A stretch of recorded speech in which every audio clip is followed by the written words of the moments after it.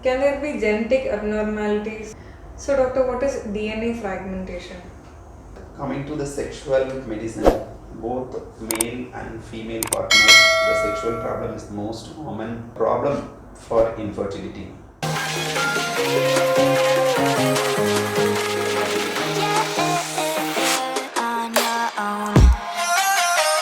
Hi, hello, and welcome to my channel, My Triplet Journey. This is the famous Dr. Dharmaraj. He has done the most micro-TISA cases in India. He has done his fellowship in andrology from Cleveland Clinic, USA, Ohio. Can there be genetic abnormalities? Yeah, there are various genetic abnormality, though it is considered rare.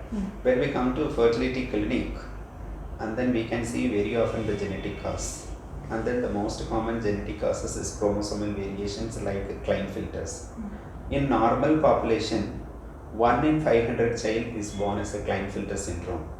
Normally, the chromosomal makeup of an adult male is 46XY. In Klinefelter's, it will be 47XXY. One extra X chromosome will be there.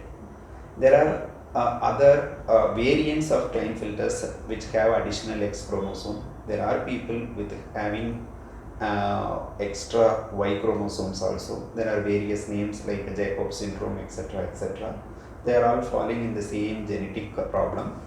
And then even these kind of people, when they have early attention, when they do their genetic makeup study, that is called karyotyping study in the early part of the life, by knowing that they do not have proper body growth, they do not have proper hair developments in the face, and then there is no proper genital development. There should be penis, and then they should attain puberty, and then they should have a masculine features, and then testes should enlarge in the size at the age of puberty and beyond that. If these are all not happening, there should always keep in mind that there are a chance that there may be a genetic cause for that.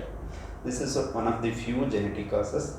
There are various other genetic causes, for example, translocation.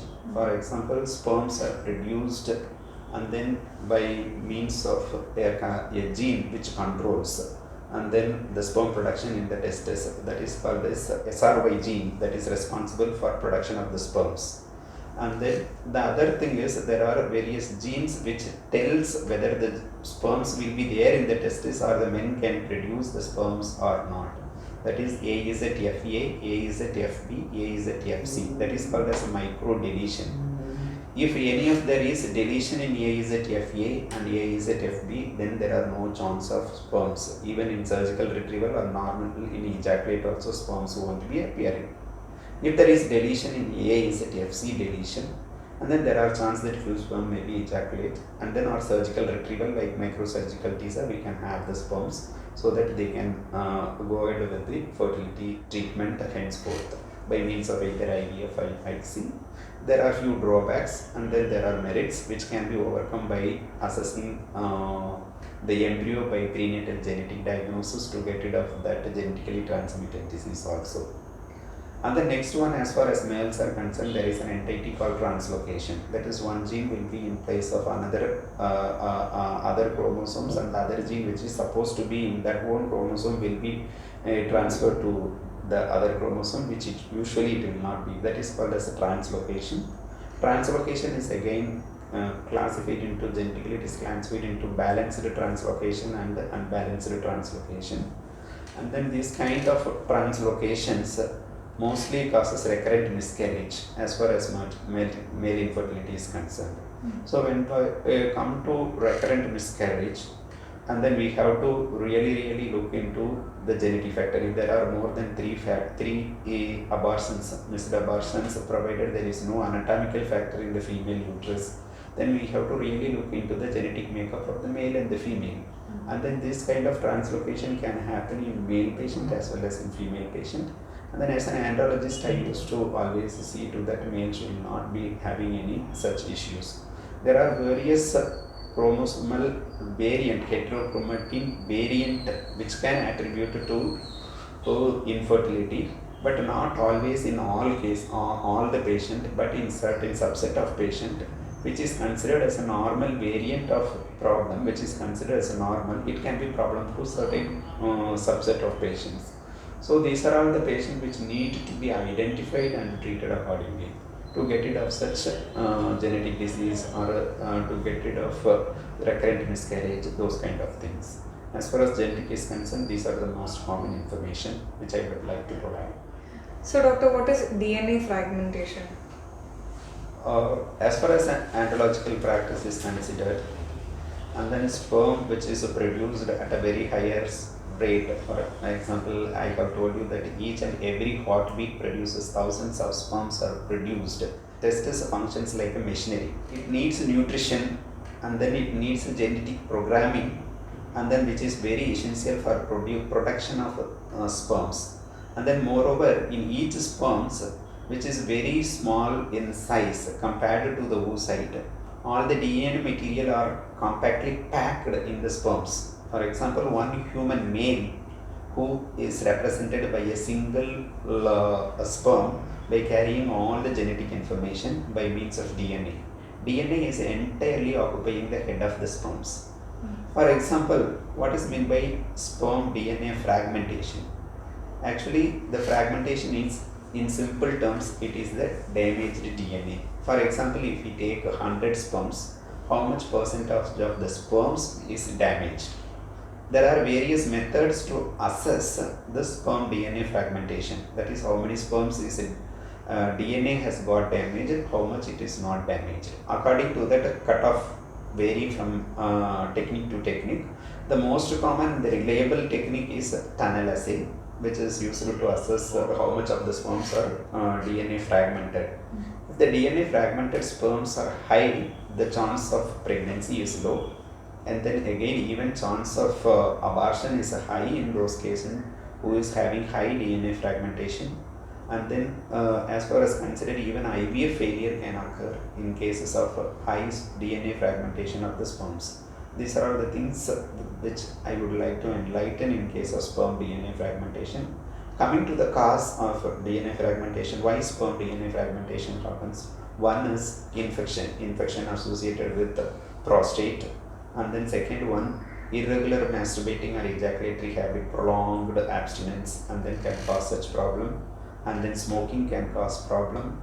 Chronic medications like anti-epileptic drug, long-term antidepressants. Not every antidepressant or anti-epileptic. There are certain drugs which can cause high DNA fragmentation.